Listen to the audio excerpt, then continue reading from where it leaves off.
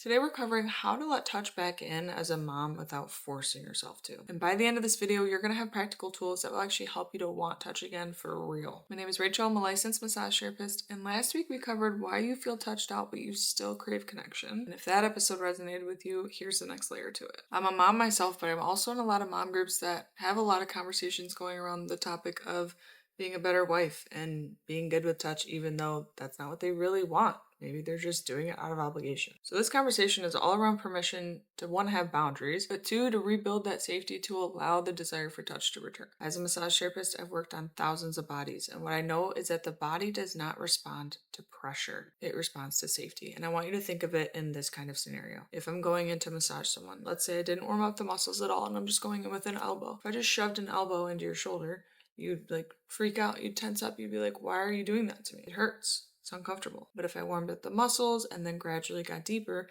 I could get even deeper into the muscles because you fully relaxed and you allowed for it. I built that trust and safety with you. And that's what we need to do for you. We're going to kind of ease into this. A huge mistake that I see moms making is just jumping into intimacy because they feel like their husbands have been patient. Or you yourself think, I should want this by now. I should just do it and get it over with. Or I just feel bad. And you literally hit an override button on your body and you're like, I don't care what you want. I'm doing what my brain says. This button maybe makes you hug people when you don't want to. It also makes you say yes when your body's saying no. And it'll even have you trying to perform your connection instead of actually just feeling it. So yeah, it's a short-term fix for other people's connection, but it's actually worsening yours in the long term. After that interaction, you'll feel more disconnected. This is because we can't use reason to feel safe again in our body. We can't use logic on our nervous system to make it fully relax. So this ends up creating a bigger gap and kind of like a cringe factor the next time that this comes up. And I don't know about you, but after I had kids, I was waiting for this one big glorious moment where the touch fairy came down and was like, okay, and you want touch again. You want to be hugged again. You want XYZ again. You're not going to flinch anytime someone else other than your kids touches you because you're so touched out. That cannot literally be farther from the truth. It's not like one big moment that just drops in on you. The desire comes back for this in layers, and your body kind of opens up to touch again in these phases. It's not all at one time. So one of the biggest mindset shifts that we need to make is that touch needs to return in little whispers before it returns in big waves. When you start small at first, you can go from okay, I don't hate this, and then you go to oh, okay, it's all right. And then you go to, oh, you know what? I actually like this. I actually like having a shoulder massage. I actually like doing whatever. But if you skip that whisper stage and you jump right into the deep end with all the waves and the craziness, your body shuts right back down. Just like how I mentioned with the deep tissue thing. If I put an elbow on your shoulder, you're going to tense up oh, no.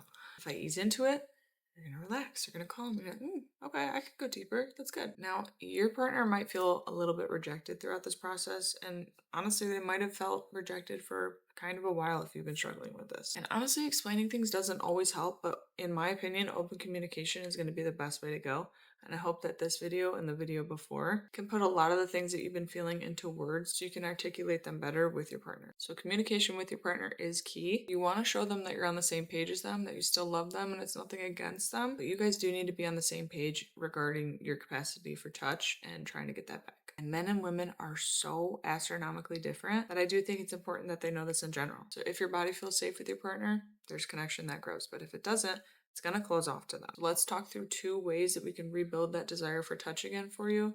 Number 1 is going to be with self-regulation techniques. And the second thing is going to be a touch reset plan for you. These are literally physical things that you can do, and I'm going to walk you through them. First up is self-touch. This is a phenomenal regulation tool for yourself. Sometimes you literally just need to feel safe in your own body before you feel safe with another person. If you've ever felt like you're living in your head, or your mind, and you're not really feeling like you're living in your body, kind of feel like out of body almost, this will help you. I'm going to give you 3 examples to try. The first one being kind of massaging your forearms and squeezing them like this. If you're listening on podcast, I'm taking my hands and kind of clamping down on my forearms like you see here. And you can do that all the way up the arm into the shoulders. So compressions to our arms is first out. Putting a hand on your chest and a hand on your belly and taking very slow, deep breaths for a couple of minutes. You want this to be a little bit of an extended session for yourself to really kind of get out of your head and get into your body. The third one is super relaxing, but I want you to do scalp massages for yourself at night. It's very simple. You can just take your hands and go on either side of your ears and just pull up into your scalp like this. And you can do circular motions, and you can just do that throughout your entire head. It's very relaxing. Just then I'm I would go to bed. literally good night. But it's super easy to do and you can do it anywhere, anytime. The goal is to feel like you're present in your body and kind of like reclaiming it back on your own for yourself. Sometimes when you do this, it'll bring such an awareness to your body that the things that like ached before that maybe you don't notice anymore will kind of come back stronger because your brain actually numbs them out, like numbs out body aches. If you aren't living like in your body, feeling like you're living throughout your body and being very like aware of how you're feeling, your brain will straight up numb things out. So let's say like maybe you have back pain. I've worked with so many clients that have been up in their head for so long and I start to work their back and they're like, whoa, I had no idea. It was so painful back there. Like that part of my brain just kind of shut off and disconnected. So don't be surprised if you have some body aches come up throughout this. If you do, you can either have your partner massage you. I have head to toe techniques in the description below from my Massage Made Simple program, so you can learn the entire body on how to massage your partner. It's only $37 and they're just guided tutorials on how to help full body pain. Or you can go get a massage from a professional. This self-regulation piece that we're doing needs to be first. Second, we're going to do a 4-day nervous system reset. When you say yes just because you feel like you should, you start to enter a mild sympathetic response. The sympathetic and parasympathetic mode is the rest and digest and the fight or flight mode. So you're entering a mild case of fight or flight. So this actually shows up in the body as shallow breathing, maybe clenching your jaw, bracing your belly, you're disassociating, or maybe you have that feeling where you're just like, I'm gonna just get through this and then I'll be good. But when you do this, your brain's actually gonna rewire touch with a little bit of stress and it's going to link them. And stress suppresses dopamine, it suppresses oxytocin, and it suppresses desire. So we're going to focus on shifting our body from threat to safety. So day 1, here's what we're going to do. We're going to remove the obligation. This is going to deactivate that threat response and it's going to remove any kind of pressure. Before any kind of touch happens today, you can literally say, I'm working on reconnecting with my body. If I say yes, it needs to feel like a yes. This is kind of bold, but you just gotta own it. If touch happens, keep it neutral, keep it short, which is like 2 to 3 minutes, and keep it contained. This is gonna neurologically change how you perceive touch. You actually begin to uncouple it from expectation or performance. We're just breaking that stress pairing apart. That's all we're doing on day 1. Day 2, I want you to rebuild internal consent. This means that we're going to be reconnecting your brain to body communication. So before accepting any kind of touch, I want you to notice if you're bracing in your jaw,